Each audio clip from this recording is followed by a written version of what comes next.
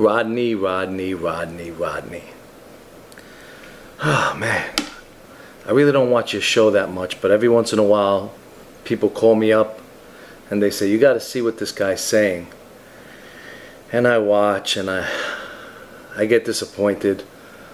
A lot of the information you give out is wrong.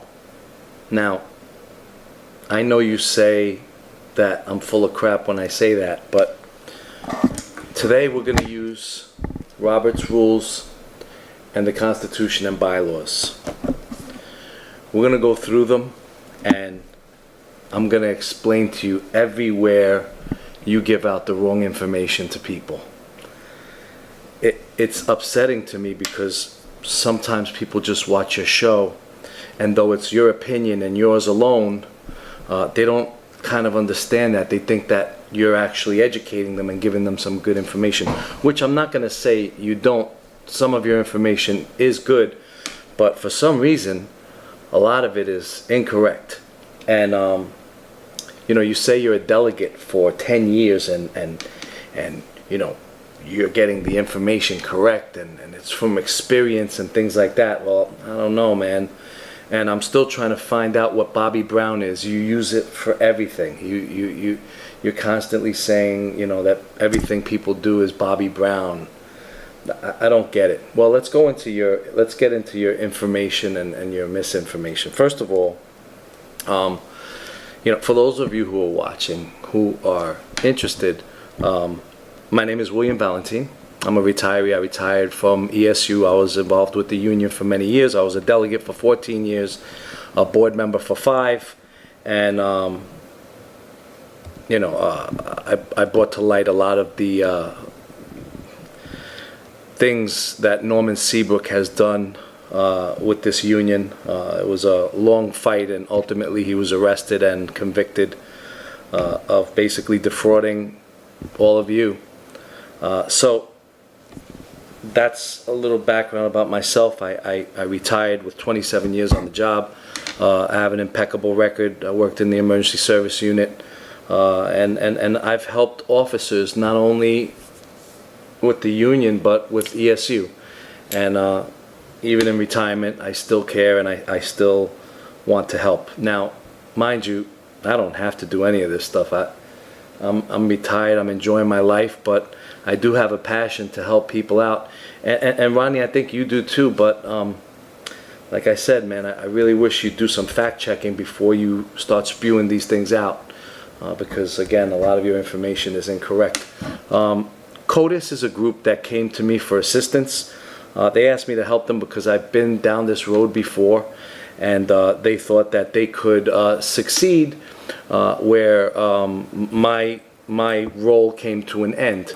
So they asked me, you know, to help guide them, help put things into play, assist them, and I've agreed to do that only because it helps correction officers. So let's get into some of the issues here with you, Rodney. Again, on your show, there's a lot of me. You know, I can run anyway. I don't care. You know, none of this matters to me. You know, things like that you say that kind of give people an impression like, so then why are you doing this? Are you doing it for yourself, or are you doing it to help people out? So, and if you get on the board, let me ask you this question. You say that, you know, if you run, you can make change. What change are you going to make when there's 15 members of the board and then you? So you want to make a change, you go in there and you're voted down every single time. How does that make change? The only way to really change the union is to change the entire executive board. Not just Rodney, put Rodney in there, or put 2 or 3 delegates in there and Rodney. Like, that's not the way you get change. You have to change the whole board in order to do that.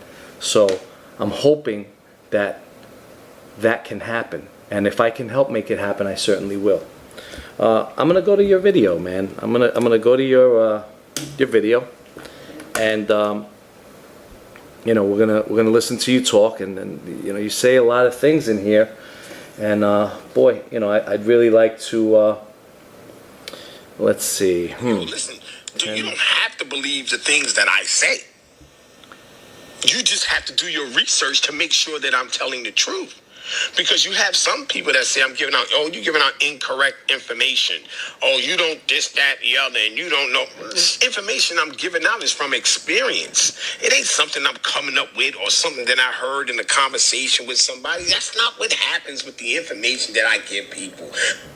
So your information is being given out by experience. So let me ask you this. You say about the violations of the bylaws and how different people violate the bylaws, and you've been here since you had 2 years on the job and you've been running through this union thing. Are you aware that the bylaws, the old bylaws and these bylaws, both say that you have to have 3 years on the job in order to be considered for the position of delegate?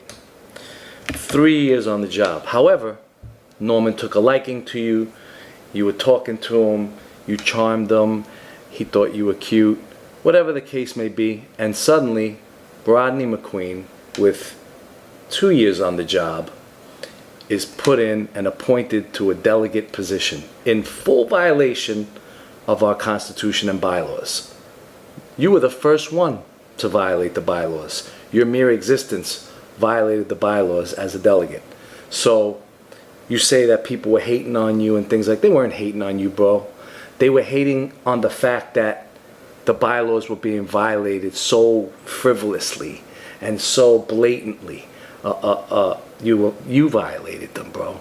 So let's get that cleared up off the bat. Your first appointment to this position was a violation of the bylaws. And you and I both know, because I worked while you were a delegate, you had quite the rocky delegate time period there. Every meeting is supposed to take place at 9 o'clock.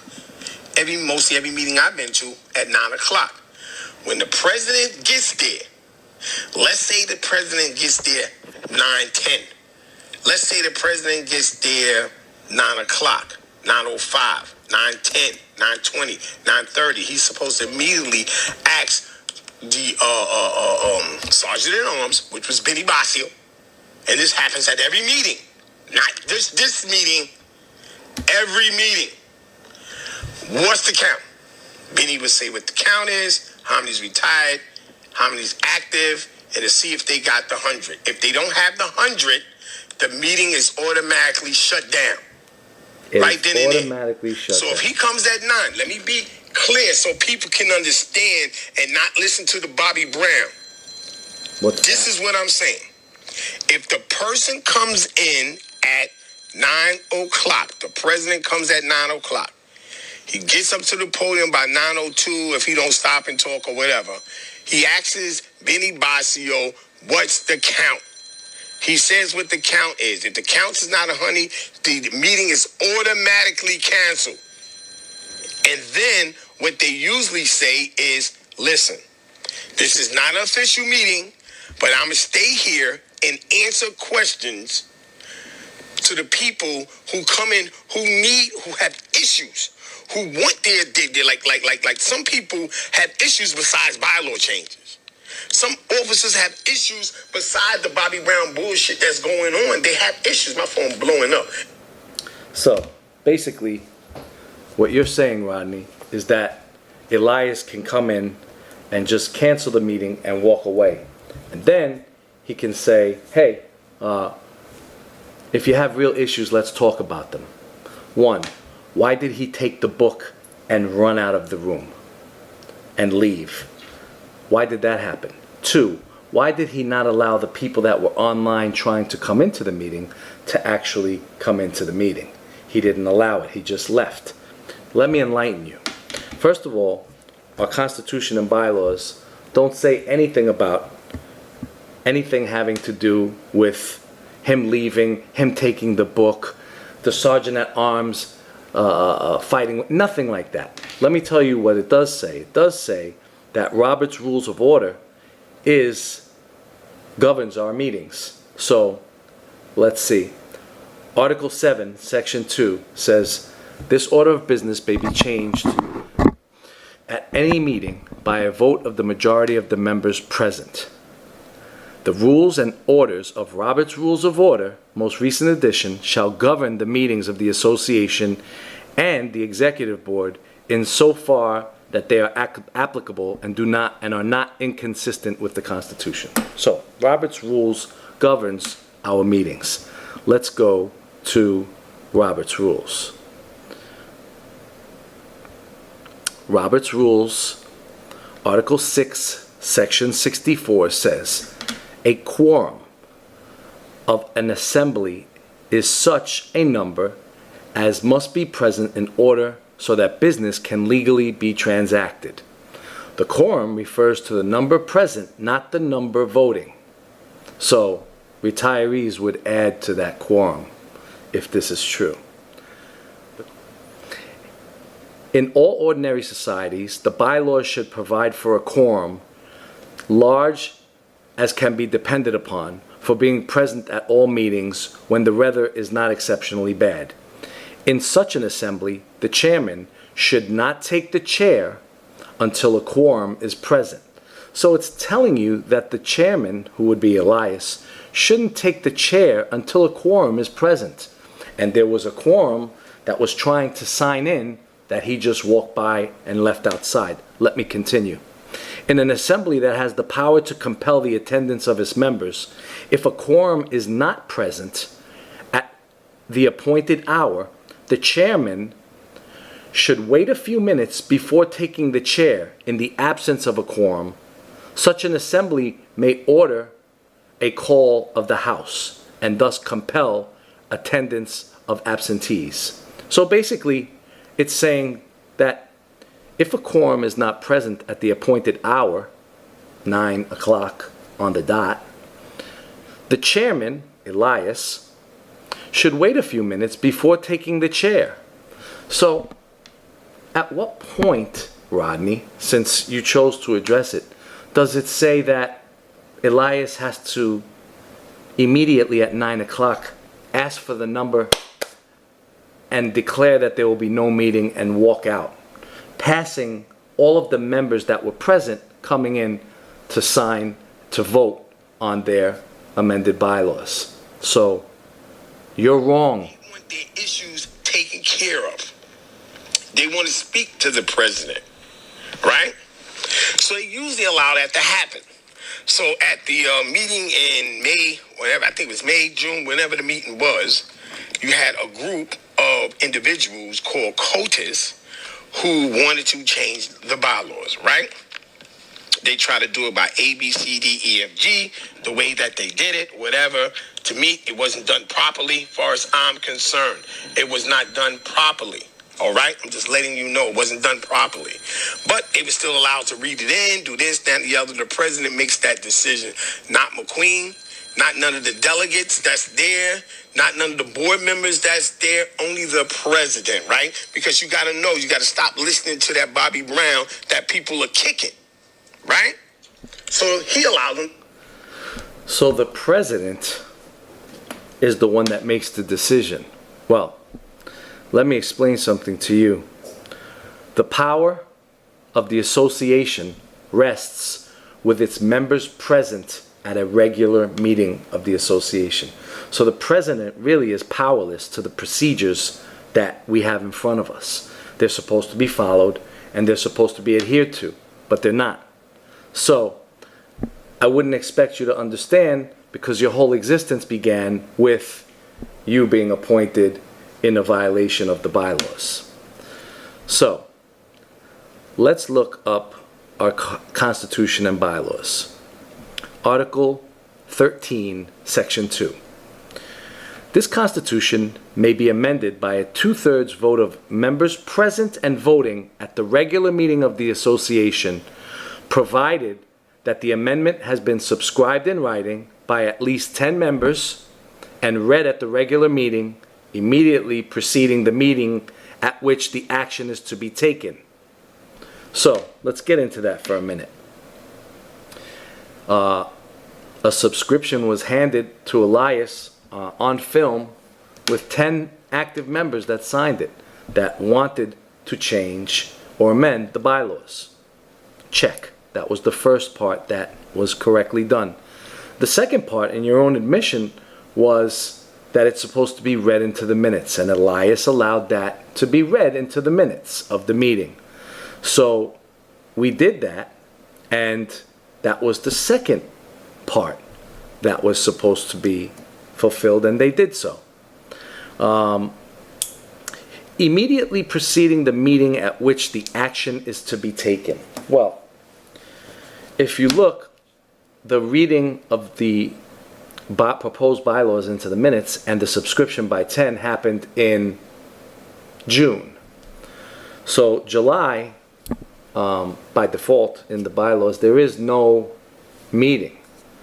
And August meeting, as you can see by the video and your commentary, Rodney, Elias declared that there is, again, no meeting. So, let me ask this. The vote is supposed to be taken at the next meeting. So, no meeting July, no meeting August. The next meeting will be in September. So, that's what we're asking everybody to come out to that didn't come out to the other meeting. We want you to come out. We want your voices to be heard, because at that point, on September 18th at 4 p.m., that will be the next COBA meeting. There will be instructions out there. Now, mind you, it's not at Ricardo's. It's at another location, which they will be posting very soon. So, again, Rodney, your information is incorrect. Let's go to the next one. Man, listen, man. So, Dodger says, thank you, sir, for always keeping it real. I thought there was a grace period. There is no grace period. And in the Robert rules, it states that the members in the inside, y'all just got to read, man. I'm just like, whatever. Derek Martin says, you are just like whatever, because you say that there's no grace period, that Elias can just go in there and end the meeting at his leisure because he's the president. I mean, that's spoken like one of his lackeys. I mean, what do you say? Do you represent the correction officers, or do you represent the executive board? That's what I want to know, because I've been a delegate for a long time. And I represent my members. I have fought with Norman and the board many times for my guys. And it's your job to do the same, but instead you're busy trying to make what he did okay. And I heard that there was some sort of a vote and everybody voted that he did the right thing. Well, here, there's some things you may not know. Again, you think that he can just arbitrarily end the meeting. There's no grace period. I've read this already to you. Article 6, Section 64 of Robert's Rules of Order.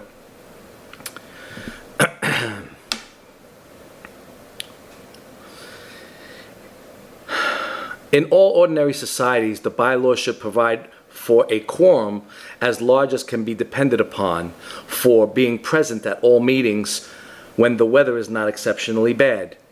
In such an assembly, the chairman, Elias, should not take the chair until a quorum is present. Elias was supposed to wait. He was supposed to not take the chair until a quorum was present, according to Robert's rules, which in our bylaws states is the rules for our meeting. So tell me, man, tell me where all this other speculation that you're telling people is coming from, because it's not coming from the rules. In an assembly that has the power to compel the attendance of its members, if a quorum is not present at the appointed hour, the chairman should wait a few minutes before taking the chair. So, at what point does that allow Elias to look at his watch at 9 o'clock and declare that there'll be no meeting whatsoever because everybody's not sitting down in the room? Again, your assumption, Rodney, is wrong, and the rules state otherwise. The place, they're going to go inside. People didn't come inside because I was watching. until Elias came in, which was 9 o'clock. He came in at 9 o'clock. These are facts.